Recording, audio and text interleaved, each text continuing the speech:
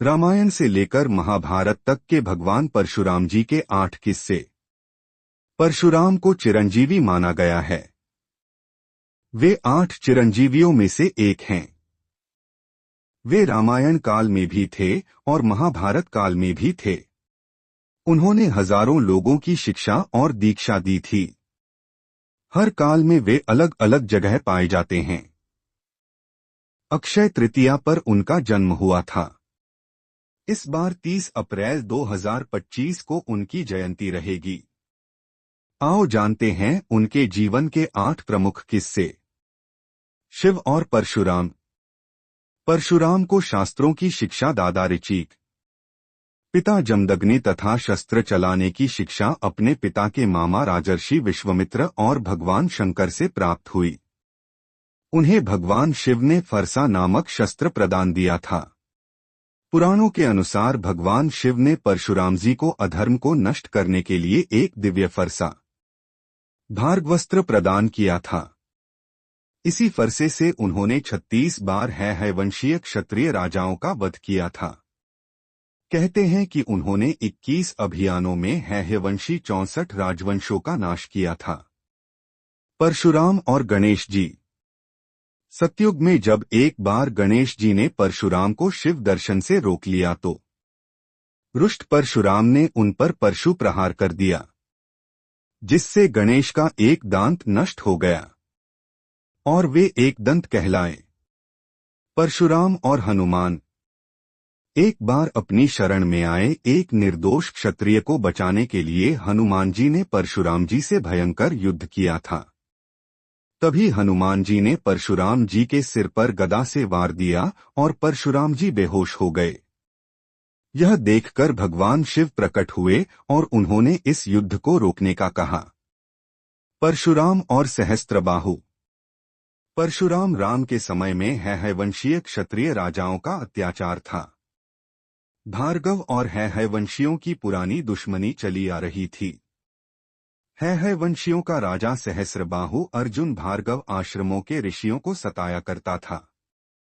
एक समय सहस्त्रबाहु के पुत्रों ने जमदग्नि के आश्रम की कामधेनु गाय को लेने तथा परशुराम से बदला लेने की भावना से परशुराम के पिता का वध कर दिया। परशुराम की मां रेणुका पति की हत्या से विचलित होकर उनकी चिताग्नि में प्रविष्ट हो सती हो गई। इस घोर घटना ने परशुराम को क्रोधित कर दिया और उन्होंने संकल्प लिया, मैं हैहयवंश के सभी क्षत्रियों का नाश कर दूंगा।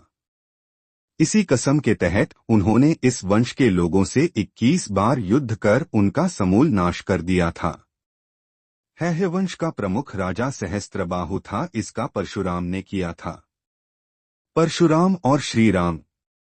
जब प्रभु श्री राम ने शिवजी का धनुष तोड़ दिया था, तब परशुराम जी क्रोधित होकर वहां आ धमके थे, परंतु उन्होंने श्री राम में विष्णु जी के दर्शन किए और उस समय विश्वामित्र ने भी उन्हें बताया था कि आपके अवतार रहने का समय समाप्त हो चुका है और अब विष्णु जी स्वयं प्रभु श्री राम के रूप में हैं। तब परशुराम जी ने राम जी को कोदंड नाम का धनुष दिया। परशुराम और भीष्म। सत्यवती के गर्भ से महाराज शांतनु को चित्रांगद और विचित्रवीर्य नाम के 2 पुत्र हुए। शांतनु की मृत्यु के बाद चित्रांगद भी एक युद्ध में मारा गया। तब भीष्म बालक विचित्रवीर्य को सिंहासन पर बैठाकर खुद राजकार्य देखने लगे।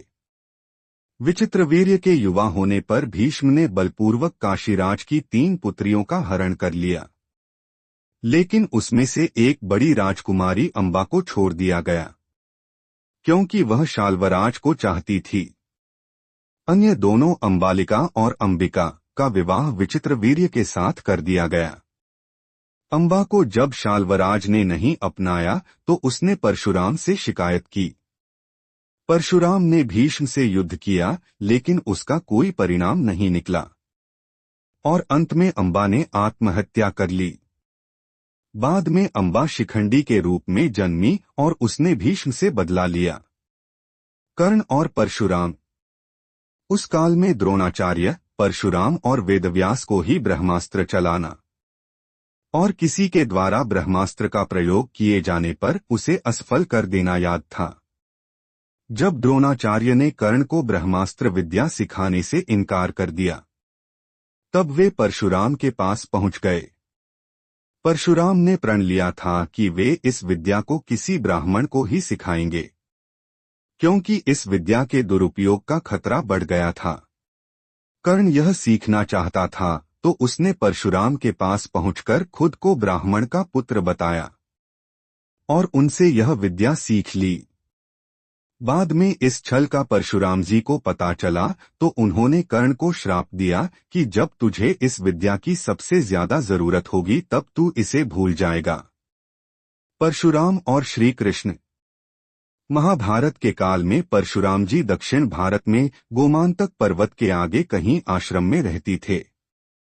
जरासंध के आक्रमण के चलते एक बार श्री कृष्ण दक्षिण में चले गए।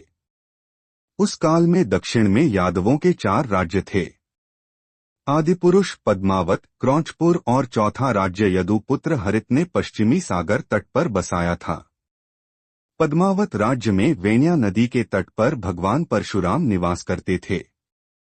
श्री कृष्ण ने उनसे वहीं उनके आश्रम में मुलाकात की, तो परशुराम ने उन्हें सुदर्शन चक्र भेंट करके कहा कि यह तुम्हारा ही अस्त्र है।